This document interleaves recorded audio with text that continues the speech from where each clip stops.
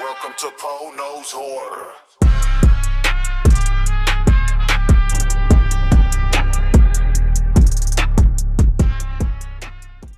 Hey horror homies, and yes, I love the alliteration. Today, I want to talk about my favorite Jason movie and give y'all a quick sneak peek before the longer breakdown drops later this week. We are talking about Friday the 13th Part 6. Now, horror fans, let's get into it.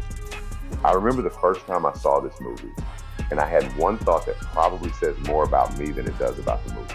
I thought, he's gonna do it. Now, what is it, you ask? I thought Jason was about to take out one of those kids at the camp. And I know, that sounds crazy. New, why would you think that? Well, since you asked, let me explain. This is one of the only Friday the 13th movies where the camp actually has kids there. Not just counselors sneaking around. Not just teenagers making bad choices in the movie, but actual children at the camp. So when I first saw Jason walking around Camp Forest Green, I was sitting there thinking, wait a minute, are they really about to go there? And that is part of what makes this installment feel different. The stakes feel different. Jason being around adults is scary. Jason being around kids is uncomfortable. And the movie knows that. It plays with that tension without crossing the line. But it still makes you nervous because now the camp actually feels like a camp. And that is just one reason I love Part 6. Another reason?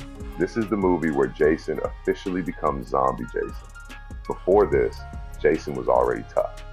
He was already hard to kill. But this one said, nah, we're done pretending this man is normal. Lightning hits the body. Jason opens that eye. And just like that, the franchise changes. This is not just a slasher anymore. This is Frankenstein with a hockey mask. This is where Jason becomes less of a man and more of a supernatural problem. And honestly, that version of Jason is one of my favorites. He is slow, heavy, silent, and unstoppable. He does not move like he is rushing.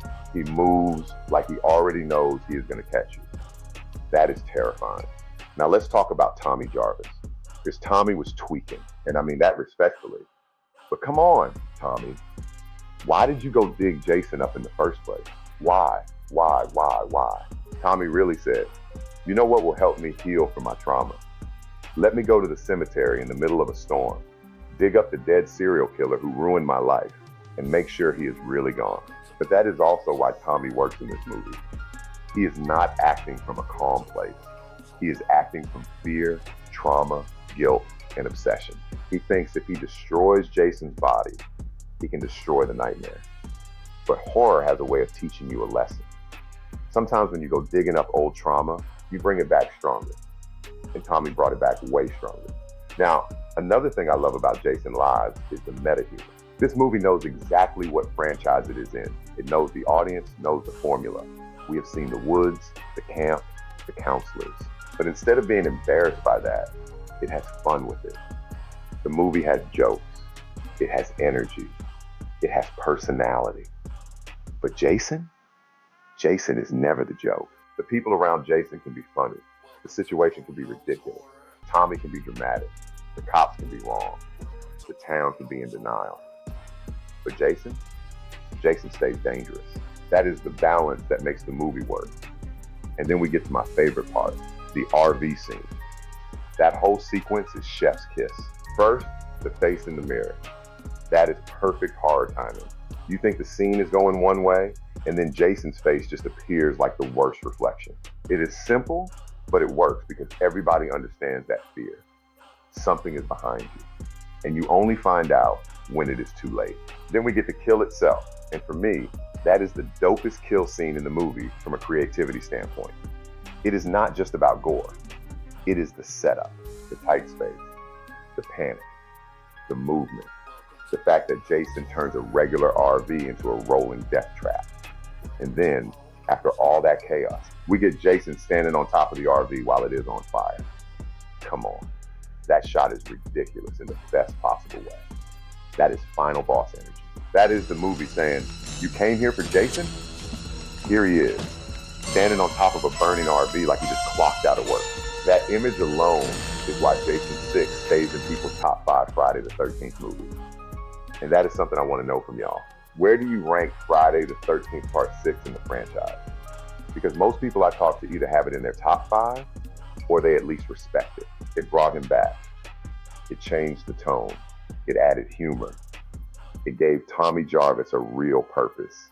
It made Jason supernatural.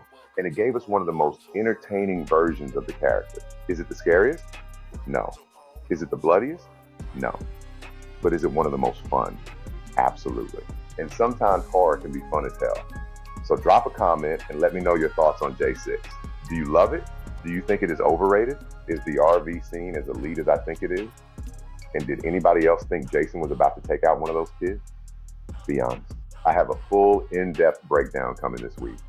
We are going to get into all of it. Zombie Jason, Tommy Jarvis, meta humor, and why it's a true horror icon. Thanks for stopping by. Like, subscribe, and join the horror crew. Because if you know, you know. And if you don't, Poe knows horror. Thanks for stopping by. Like, subscribe, and join the horror crew. Let me talk to you. Come back to Poe Knows Horror if you dare. Welcome to Poe Knows Horror.